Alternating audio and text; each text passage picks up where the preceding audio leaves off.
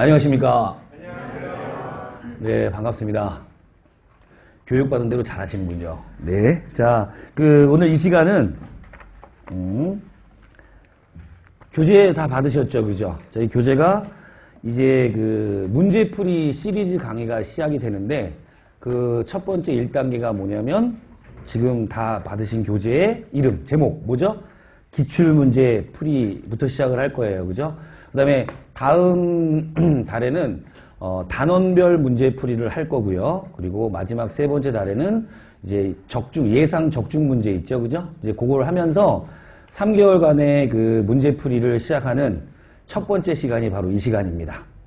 자, 이 자리에 오신 학생들이나 또는 이제 인강을 듣는 학생들은 나름대로 이제 두 가지 케이스가 있다고 생각을 해요. 뭐냐면 이제 최종적으로 이론 정리가 어느 정도 돼서 이제 문제풀이 하면서 마무리를 지어야겠다라는 학생이 있는 반면에 이제 시험 날짜가 이제 스케줄을 잡다 보니까 이론하고 문제풀이를 병행해야 되는 뭐 이런 상황에 있는 학생도 있을 거라는 생각이 듭니다. 그죠?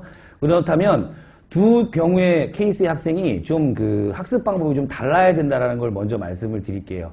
첫 번째 뭐냐면 이론이 어느 정도 된 상태에서 문제를 푼다면 피드백을 굉장히 활발하게 하셔야 됩니다. 제가 이제 문제풀이 하면서 피드백에 대한 이야기를 굉장히 강조를 많이 할 거거든요. 그리고 이제 구체적으로 피드백 하는 방법도 수업 시간에 말씀을 드릴 거예요. 그래서 문제풀이 교재 외에 문제풀이 피드백에 대한 교재 노트 있죠? 노트를 한 권씩 준비하셔가지고 피드백을 처음에는 좀 시간 좀 투자를 많이 하시고 그 다음에 노력을 좀 많이 하셔야 될 것 같아요. 아시겠죠? 그리고 두 번째 이론과 그 다음에 이제 문제풀이를 병행하는 학생들은 일단 피드백보다는 필기하는 데에 좀 시간 투자를 많이 하셔야 돼요. 이론 시간에도 필기하셔야 되고 그 다음에 문제풀이 할 때도 제가 틈틈이 필기 내용은 말씀을 드릴 거거든요. 그래서 그거 하시고 복습하시고 이런 데에 좀 초점을 맞춰서 하신 다음에 나중에 문제풀이 다시 한번 인강으로 되돌려 보신다거나 아니면 필기한 내용으로 복습을 하실 때 그때 피드백을 하는 방법을 도입하시는 게 바람직하다. 왜냐하면 피드백이라는 게 좀 어려워요.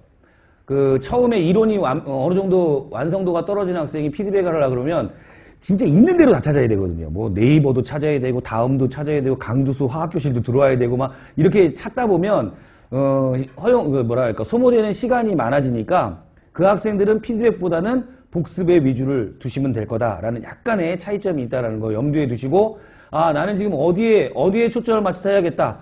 벌써 뭐 잡히시죠? 그죠? 그래서 그 방법대로 이제 스스로 학습계획서에서 이제 하시면 될 것 같고요.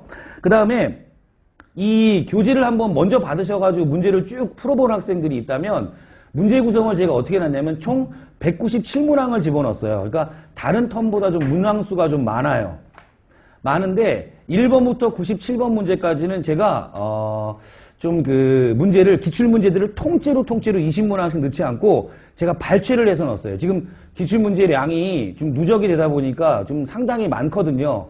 많은데 너무 오래전에 출제가 돼가지고 기출된 문제라서 요즘에 출제 빈도가 빈도가 좀 약해진 부분은 좀 제가 빼고 그죠? 그 다음에 지금 대부분 여기 있는 학생들은 9급 준비하는 학생들이 많을 거예요. 우리 인강 듣는 학생들도 마찬가지고 9급 준비하는 학생이 많은데 제가 올해 문제들을 쭉 분석해 보니까 어떠냐면 9급 문제 중에서 난이도가 있는 문제들은 7급에서 바로 내려온 문제들이 꽤 많습니다, 여러분. 그래서 제가 이 기출문제를 어떻게 구성했다?